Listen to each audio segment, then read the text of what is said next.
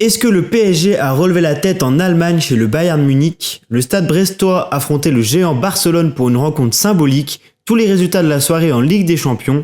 Nos Français en forme sur les parquets de la NBA. Salut, c'est Ego, j'espère que vous allez bien. Nous sommes le mercredi 27 novembre 2024 et on discute ensemble des actualités sportives du jour sur le Combo Sportif. C'est parti!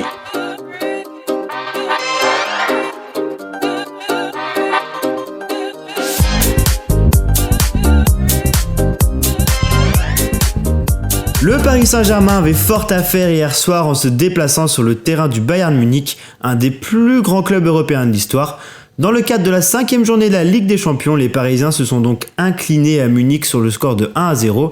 Ce résultat est totalement inquiétant puisque Paris occupe seulement la 26e place du classement et qu'il ne reste que 3 matchs pour espérer accrocher une qualification pour la suite de la compétition. Le champion de France n'a pas livré une prestation horrible une nouvelle fois et a même embêté le Bayern par moments, mais une nouvelle erreur est venue entacher une soirée européenne qui doit faire frissonner les supporters parisiens, mais pas pour les bonnes raisons. Le gardien Safanov s'est loupé, le Bayern Munich a sanctionné à la 38e minute de jeu. Encore plus dur, Ousmane Dembélé a eu le plus grand mal à se rappeler qu'une explosion rendait la tâche encore plus compliquée à ses coéquipiers. Un deuxième jaune à la 56e minute et les Parisiens repartent donc bredouille d'Allemagne. Sur un petit nuage en Ligue des Champions, le nouveau venu, le Stade brestois, se rendait en Espagne et plus précisément à Barcelone. Brest n'a pas démérité sur cette rencontre, mais le Barça était supérieur aux Bretons dans tous les domaines et s'est logiquement imposé 3-0. Ce résultat ne met pas en péril les possibilités de qualification pour Brest, qui poursuit tout de même un incroyable parcours européen pour une première apparition, avec une belle 9e place au classement avant les matchs de ce mercredi soir. Les autres résultats de la soirée avec notamment Guardiola qui finit le nez en sang. Alors qu'il menait 3-0 à domicile, Manchester City a concédé un nul énigmatique face à Rotterdam, 3 buts partout. L'AC Milan et l'Atlético Madrid se sont imposés à l'extérieur face à Bratislava et Prague, tout comme l'Atalanta Bergame sur le terrain des Young Boys Bern.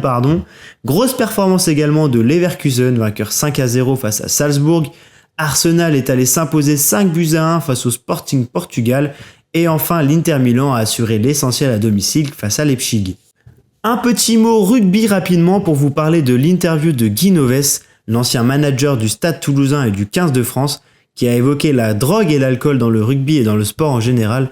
Une interview à découvrir sur Le Parisien et je trouve que Monsieur Novès a des propos très justes, alors je vous invite à aller la lire. Victor Wembanyama n'en finit plus de réaliser des gros matchs et de gagner. Les Spurs enchaînent et le Français a inscrit 34 unités dans la victoire des siens face à Utah, 128-115.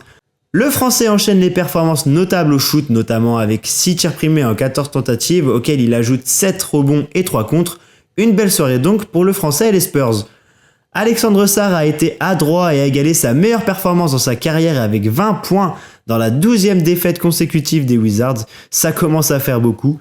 Bilal Koulibaly a été plus discret avec 8 points en 37 minutes passées sur le parquet. Dernier français, Rudy Gobert a réalisé une des pires performances de sa saison avec 5 points seulement, mais tout de même 16 rebonds dans la défaite des siens face aux Rockets après prolongation. Dernière petite information, elle concerne le All-Star Game français qui se tiendra à l'Accor Arena le 29 décembre prochain. Le concours de dunk aura donc désormais un jury alors que des 1 contre 1 seront ajoutés au programme entre les stars du championnat française. Je vous dévoilerai demain dans les actualités sportives du jour la composition des équipes. Alors il faut savoir qu'il y aura une équipe étrangère ainsi qu'une équipe française. Voilà, je vous dévoilerai les noms. Tout ça, on en parle demain. Merci à toutes et à tous de m'avoir écouté. On se donne rendez-vous dès demain, dès jeudi et tous les jours de la semaine pour un nouveau podcast sur les actus sportifs du jour. N'oubliez pas de vous abonner, c'est très important. D'ici là, je vous souhaite à toutes et à tous une bonne journée ou une bonne soirée et je vous dis à demain. Salut tout le monde, c'était Hugo pour le Combo Sportif. Salut!